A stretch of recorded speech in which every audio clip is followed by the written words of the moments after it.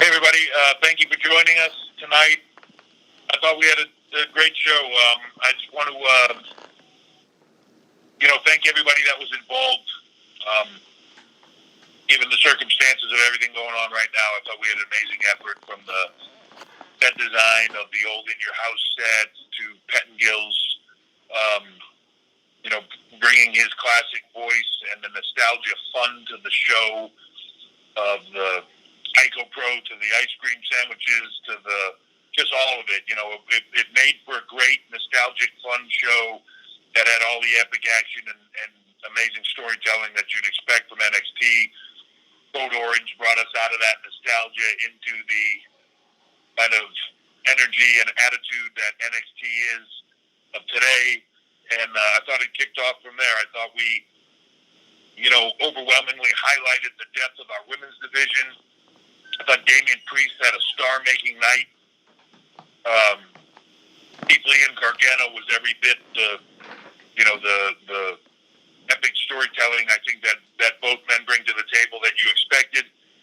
Karrion Kross had an amazing star-making start. And again, Rhea Ripley continuing to evolve as a performer with an amazing night. Io Shirai becoming champion and really setting the stage for a new era in NXT Women's Division. And Charlotte Flair proving why she's in the spot that she's in as the veteran that she is, and really continuing to make stars even tonight in that moment. So, also, I really thought the offsite of the backlot brawl delivered. I know there'll be speculation about that and opinions, and that's awesome. But I thought it was a stellar effort across the board. Especially in a time of creating talent, creating a special and spectacular event under not the greatest of circumstances. So, with that said, I'm very proud of everybody here. Everybody here came together as a team, and I said this to Talon at the end of the night. What's amazing to me is just in this time in the world for the Performance Center is everybody from all over the world. From all different walks of life, and they all come together as a team and as a family together to create and to perform, and it's awesome to see. It really is, especially today. So with that said, I'm going to open it up to questions, and thank you for everybody for participating. Thank you. One question per hour tonight. Thank you. Thank you, Adam. If you'd like to ask a question, please signal by pressing star 1 on your telephone keypad. If you're using a speakerphone, please make sure your mute is off to allow your signal to reach our equipment. Again, that's star 1 to ask a question. We'll first go to Nick Houseman with Wrestling Inc. That's all. Thanks so much for taking the time. Hey, Nick, thank you very much. So yeah.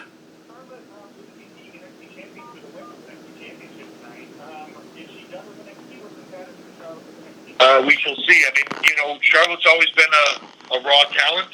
I think that is, kind of that is where she signed and her own. She had the NXT Championship.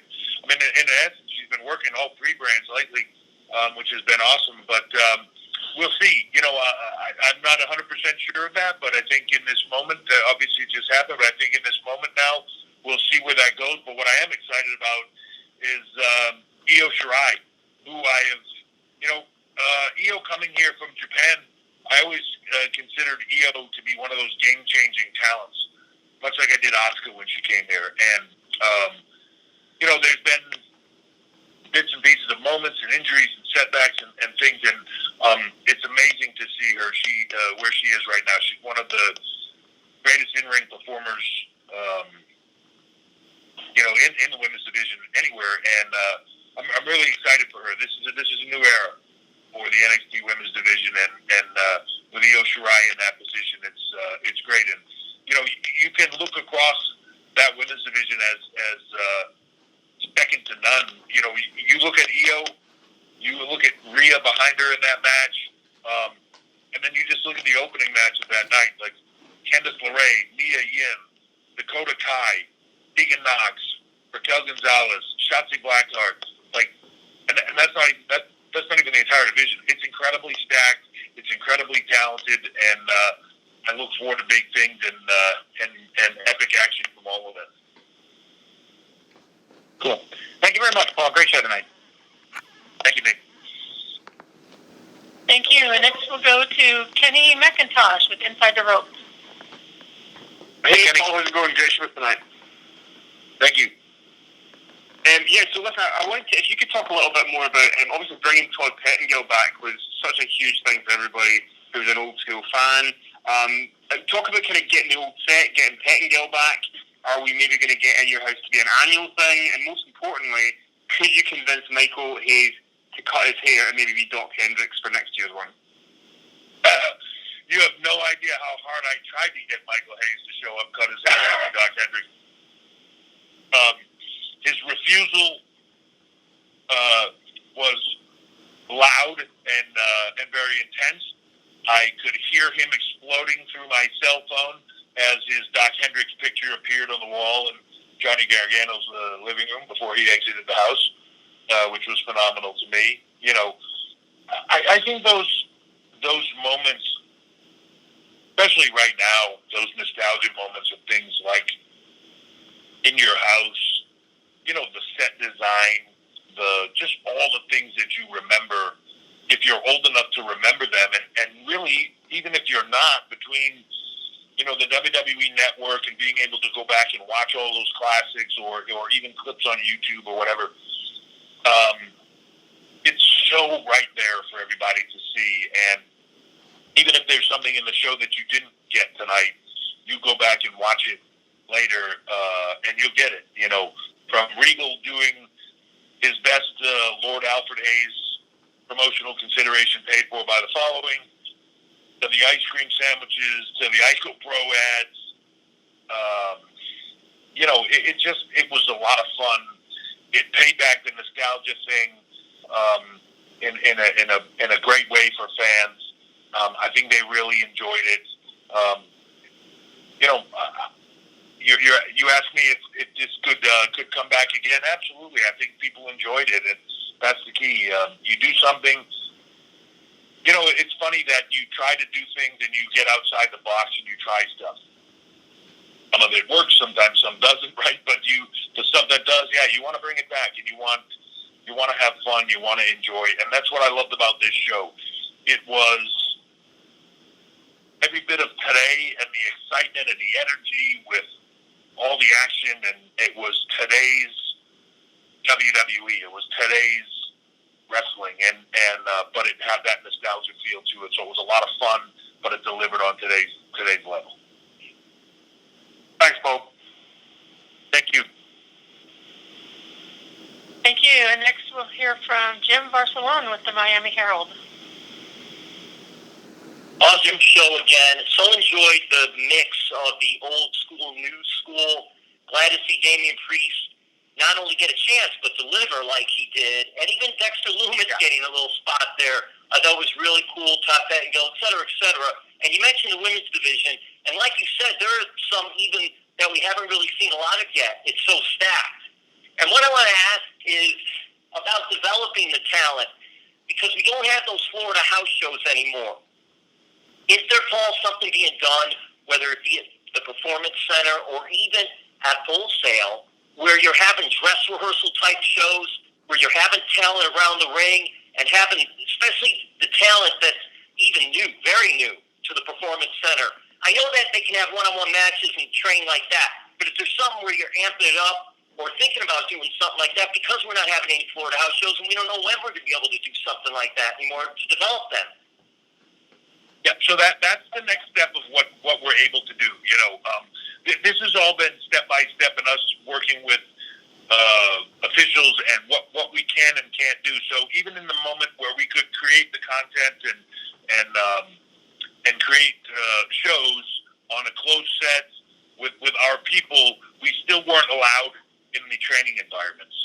So that was still an issue for us. Now we're being back to be allowed into the training environments and amp that up.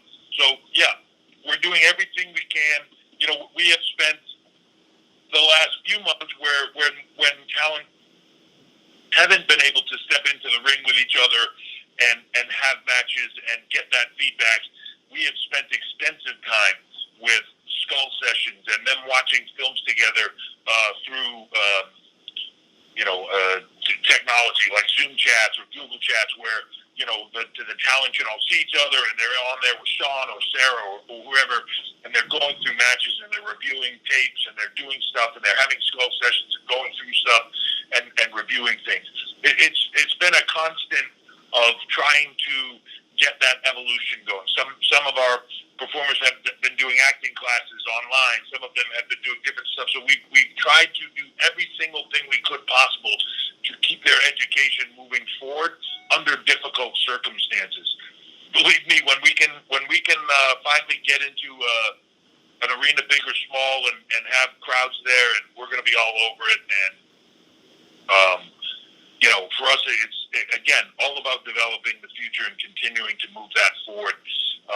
We're going to do every single thing we can to keep it going and to do it in a way that's the healthiest for our talent, our athletes, and everything too. Their health and well-being is the thing that's first and foremost. So as those opportunities open up where we're allowed to do those things and it's okay for us and healthy for them to be doing them, then we're going to do them. I know you all will, and thank you so much. Thanks, Jim. Thank you. And next we'll go to Alex McCarthy with Talk Sport. Hey, Alex. Hey, Paul. Congratulations on a great show again, man. Thank you very much. No problem. I just wanted to talk to you about basically the new wave of great talent that you seem to have coming through NXT at the moment. Jim Thatcher wasn't on the show tonight, but of course he's in there. Dexter Lumis made a great cameo in the title match. He's got a fascinating character. And of course, Karrion Kross, man, a big, strong victory, emphatic, in fact, over Tommaso Ciampa. Talk to me about positioning that new wave. Guys like Gargano and Ciampa obviously ended up with losses tonight, and they've been staples of the brand for so long, and probably will continue to be, I would assume. But talk to me about spotlighting these new talents and what you see in them. Yeah, I think, look, you have to continue to move forward and you have to continue to build new, fresh blood and continue to elevate and give people that platform. That doesn't mean that everybody has to move on. But, in the beginning when we did NXT, when we first started, and I used to have this conversation all the time when we do these calls, everybody would say, well, how do you expect to continue this because these talent get called up and there's an end to this and a bubble to it and it's going to end. And I used to say, no, I believe that is the strength, not the weakness, that talent leaving. And I would sometimes be in my office and I'd see a poster from like Brooklyn and I'd see the next year's Brooklyn one and there wouldn't be one talent on that card that was the same from one year to the next. But it was amazing at how we were able to continue to groom and grow, and some of them were stalwarts that we were bringing in from other places, and others were homegrown. It's funny, the homegrown ones people tend to forget about. As they evolve, they just become WWE stars, and people forget that they were, that people like Braun Strowman had never stepped through the ropes before until he got to us, that Baron Corbin had never stepped through the ropes. Charlotte Flair, she said in the interview the other day, homegrown. It's all about that for us and continuing that next wave to come in. And it doesn't mean that everybody has to move on because you do have those stalwarts, Garganos, the Ciampas, people like that can be here and that can be the anchors and the cornerstones of your brand while still building new and big and fresh stars to come in and around them, and people will come in and people will come out, and then you get a Finn Balor that comes back or Charlotte Flair that comes back in. That's the beauty of having a brand and having a brand that is as strong as it is and other brands around it, Raw, SmackDown, everything else. So to me, the future's never been brighter. I look at, even the names that you mentioned, and then I can name people underneath that are right there being given little bits and pieces of exposure that are now getting ready to take that next step. Cameron Grimes,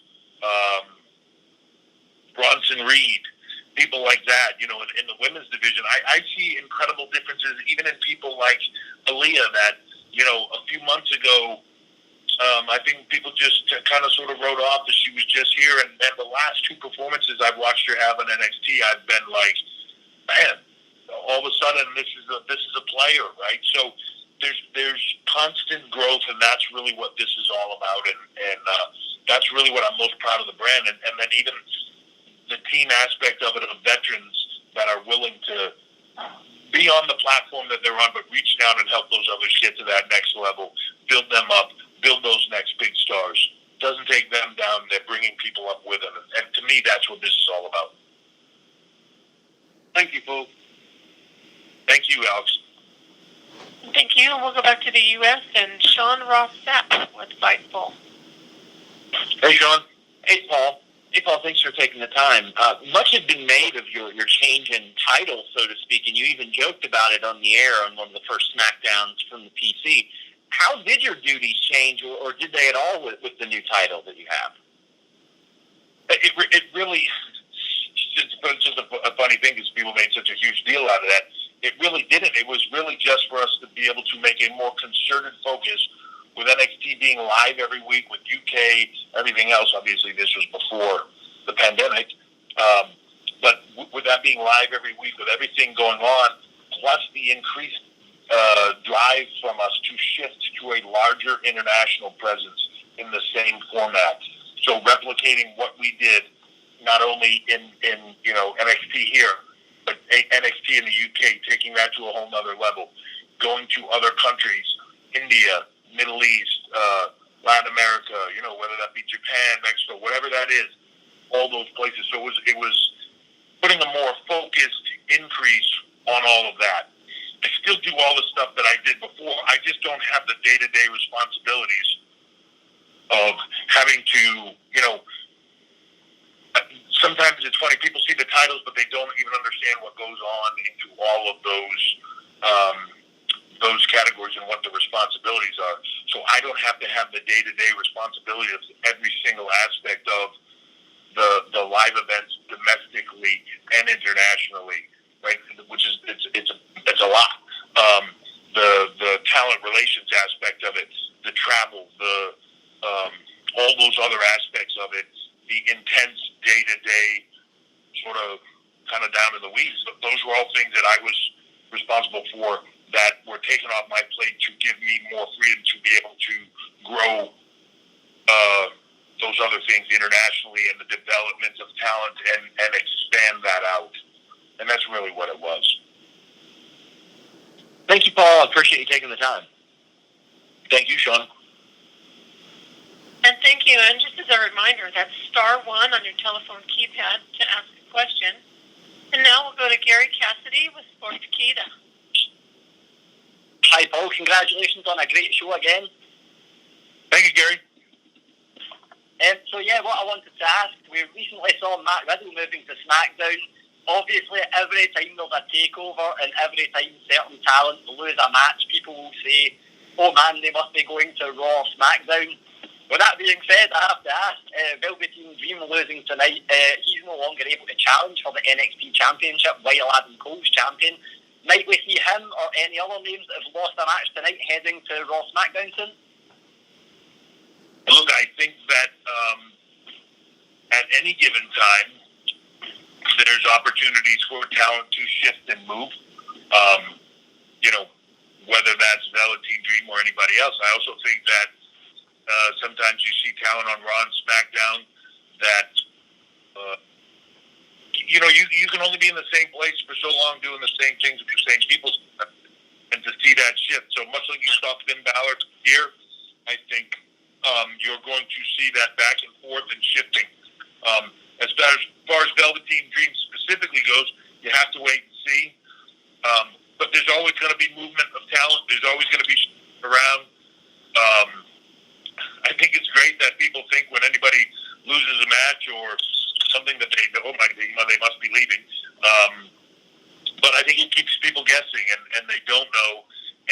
And that's when this business is really, to me, at its most special. Is when you sometimes predictable things are good, sometimes there's a good level of predictable, but other times that unpredictable level and that being surprised, that being shocked, and oh my God, that's coming.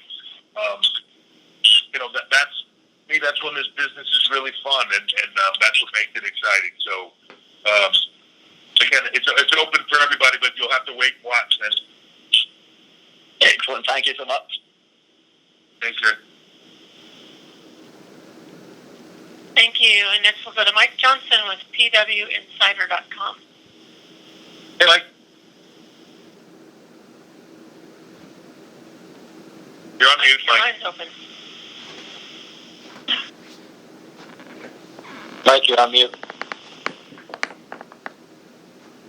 You waited so long, you fell asleep. Sorry, what? Okay. Mike, well, if you get back in, we'll be early. We'll get you in.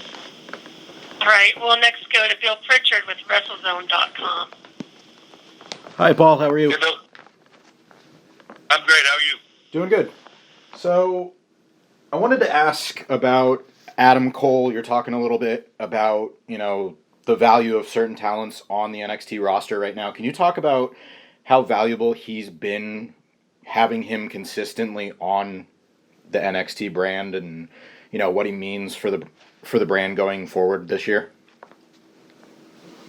Man, Adam, I can't say enough. Not only about Adam Cole, the performer, and what he brings to the table and how consistently good he is. If I was to place money on anybody, any time we're on the air that he's on there, that he's going to steal the show, Adam Cole is a sure bet.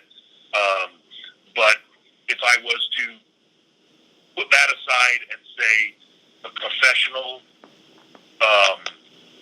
the leader, the example, the human being, I don't know that I can speak any higher of anyone than Adam Cole. He's that level of performer. He's not only the kind of guy that you want as a contributor because he's that good, but he's the kind of guy you just want to work with, you want to work for, you want to work hard to do things to help him succeed and to set the table for him to be able to do it and all those things. You want to work for him. He's just that kind of guy. I can't say enough stuff about him. He's a consummate pro, and I love working with him. Thank you very much. Thank you. And as a final reminder, that's *1 on your telephone keypad to ask a question. And next we'll go to Alastair McGeorge with Metro. Hey, Alastair, how you doing? I'm good. Yourself? Yeah, not too bad. Tired, but fine. So I'm going to keep it short and sweet and just say to Keith Lee, future world champion, what do you reckon? I'm sorry, did you ask me a question? I heard it broke up a little bit. You said Keith Lee, future world champion. Just what's my opinion? Sensing that identity. Yeah. Yeah, look, it certainly wouldn't shock me, right? I mean, Keith has every tool to, it's funny with it, sometimes on the air more we'll call him a moment maker. He is. He's just a moment making machine. His matches are stellar as he's become comfortable here. It's funny when talent first comes, sometimes get here, you're doing the same things in how you work with them, but they have a preconceived notion of what they think you're looking for and how you're looking for it, so they change what they do to start to try to deliver some preconceived notion of what they think that you want, but it's really not what you're looking for, and it sometimes takes a while. And man, now that Keith is comfortable here, like he's just, again, as almost like what I just said with Cole, man, such a great guy, hardworking, humble, just wants to deliver, great human being, lock locker room leader, man, just everything that you could want, and ultimate pro, right? And he's just the kind of guy that you want to work hard for and you want to deliver for him. And again, I love working with him. So you say Keith Lee, world champion, and if you ask me what my opinion is, I say hell yeah. Perfect. Thank you very much, and have a good night. Thank you, man. Thank you, and we'll go to Mike Johnson with PWInsider.com. Hey, Mike, welcome back. Me now. Can you hear me have you now. Yeah. All right. I don't know what happened earlier. I apologize for the dead air. We saw a pretty stiff in-ring, I guess, style tonight. I was curious, is anybody banged up? Were there any doctor visits? What's the state of the locker room coming out of the show? Because there were quite a few moments where even I lost my breath, seeing things that Damian Priest and others did over the course of the battle tonight. Yeah, so the only thing that I've heard from a banged up is Johnny Gargano just lower back and hips tight. I think he just tweaked himself a little bit. Doc didn't seem like think it was anything serious, but he was just a bit battered. Everybody else seemed to be great and healthy, though adrenaline is a magical thing. So everybody was pretty hyped up after this show, and it was a very big celebratory effort. We all got together in the arena after the show was over, and man, everybody was just elated. So we'll see when everybody cools down. It was a physical night, and it's funny because I think talent in some way had been pent up, and we've been doing television shows and doing all those things, but tonight was different. It felt special. There was just being around people today, there was a palpable just buzz in the air, and you could feel that specialness here, and the energy was very high, and then you could see it in the work rate. I felt like just everybody was just like they were taking out the last couple of months of being locked in the house out up there tonight, and it was very physical. So we'll see as everybody cools off, but right now everybody's healthy, and hopefully it'll stay that way, because we had a very successful night, and I wouldn't want to take the shine off that at all with somebody unnecessarily getting injured. I agree completely. All right, thank you for the time, and sorry for the dead air earlier. Thank you. All right, folks, we'll do 2 more, and then we'll call it a unit. Thanks. We'll go to Nick Houseman with Wrestling Inc. Hey, Nick. Hey, yeah. Thanks again. I guess I'll take one more call here. One of the things you brought up when you were prefacing the show is your legendary match from the original In Your House. I was just wondering if you could recall that match a little bit more in detail for us. If I recall, and I've been told that it was like shortly after the curtain call, and this was like some way of maybe hitting at you a bit. I could be wrong. Boy, I don't. I'm like the worst person with dates and time frames. I thought that was before the curtain call. I could be wrong. I don't. To be honest, I don't remember. It's funny that people sometimes look at that match and that whole thing. I'm almost positive that was before the curtain call, but that whole scenario with me and Henry Godwin came based off of somebody else. Henry was a heel, and he was put slop on people, and guys didn't want to do it, and they didn't want to take it. And I went to Vince and was like, "And if you turn him babyface, I'll take that slop all day long." And nobody would want to get slop on them less, more than me. That nobody would want to not get that more than me. My character, right, the snob. I wouldn't want to get that. I wouldn't even want to get in the ring with this guy.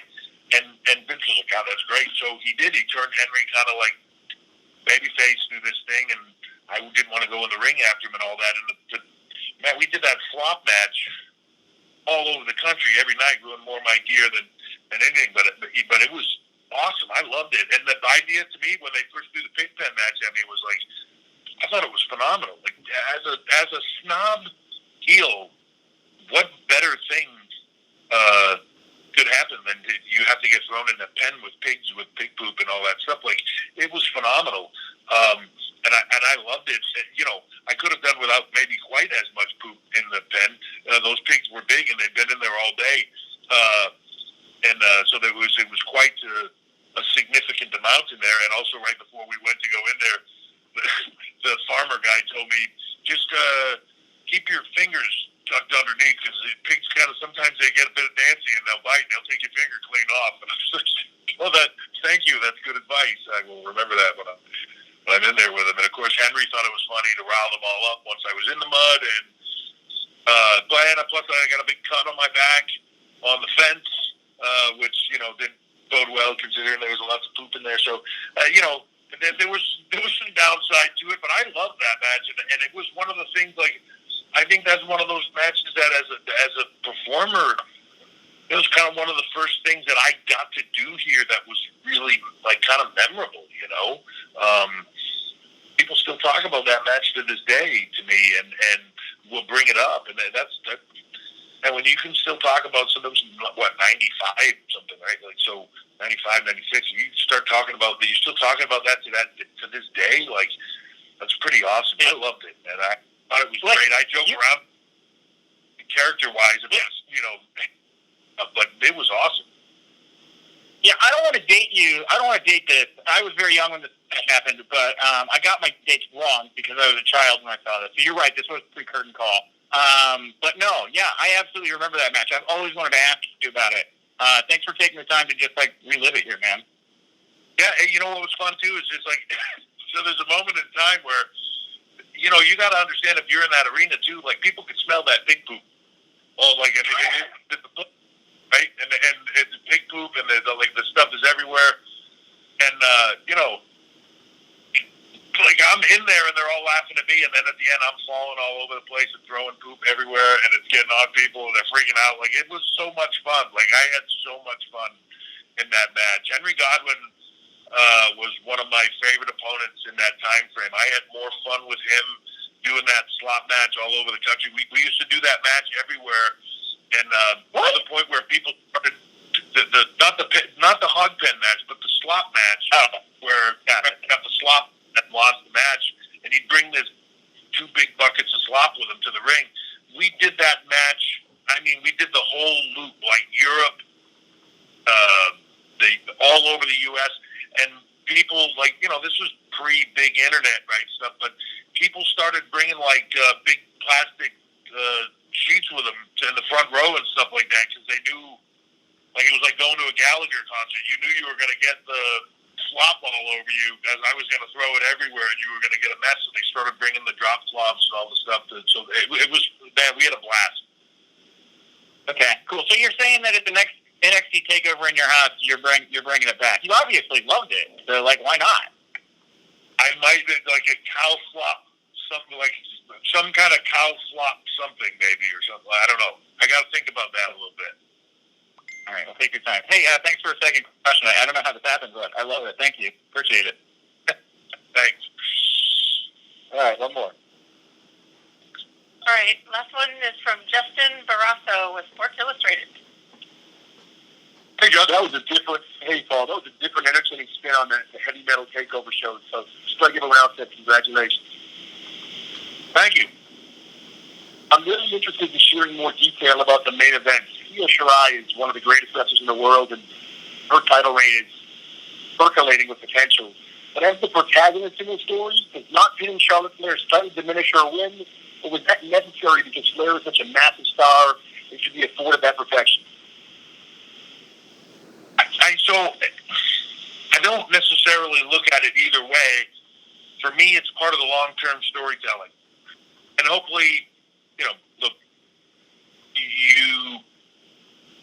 the difference between this and writing Game of Thrones is you write Game of Thrones and it happens, right? And this is physical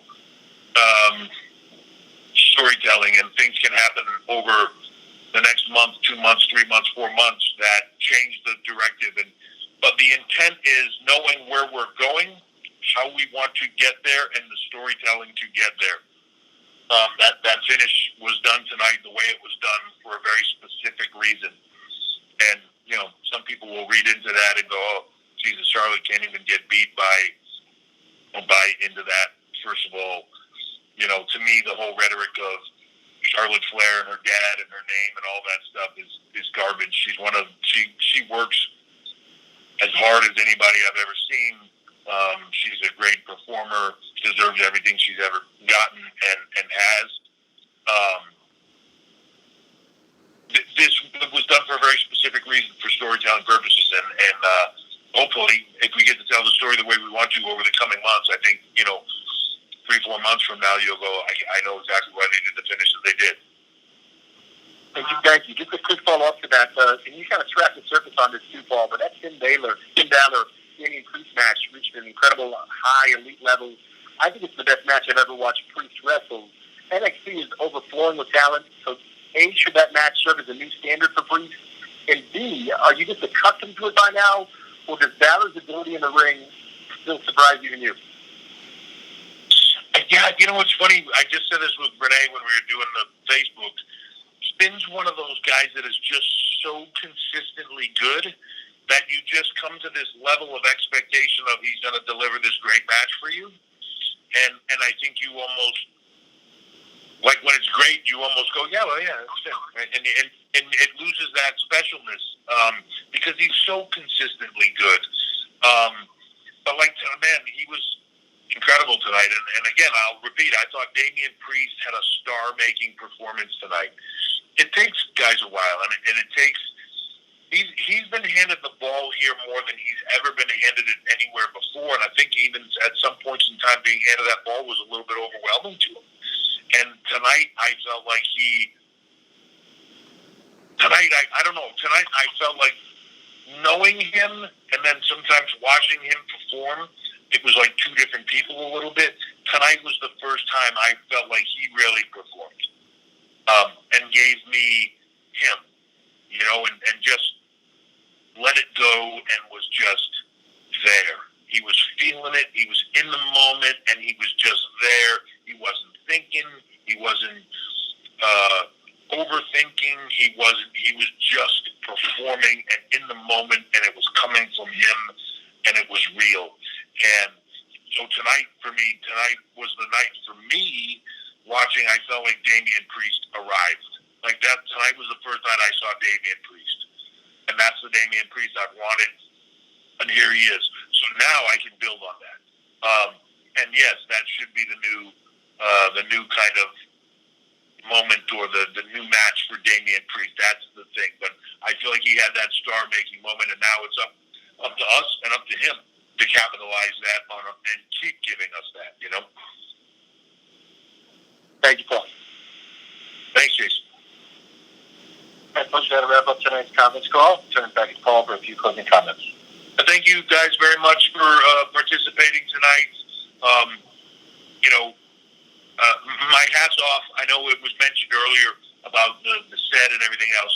I just want to take a moment to mention everybody behind the scenes that works on these shows, from the crew that builds the sets, the house, the everything that to the graphic designs that really brought back that old nostalgia feel, but had some new to it as well. To Code Orange and everything that they did here tonight, bringing that current vibe to the talent, to the behind-the-scenes staff, to everybody here. I mean, it's just really, truly a team effort. I want to thank all of them because under sometimes in this current time, very difficult circumstances all the way around. None of this is ideal, and I can't thank them enough because without them, we can't do this, and their extra effort really puts it out the extra mile. And I hope that, I hope fans of everything that is still continuing to perform or continuing to put out entertainment for people are appreciative of it, because it's not easy right now. And we're having a blast doing it, don't get me wrong, but it's a lot of extra work and it's not easy, and I hope everybody appreciates it. So I appreciate it. My hat's off to everybody, and thank them very much. And thank you all for being a part of this, and I look forward to talking to you next time. Thanks for the support. Thanks, everybody. Have a great night. That concludes today's conference call. Thanks for joining. You may now disconnect.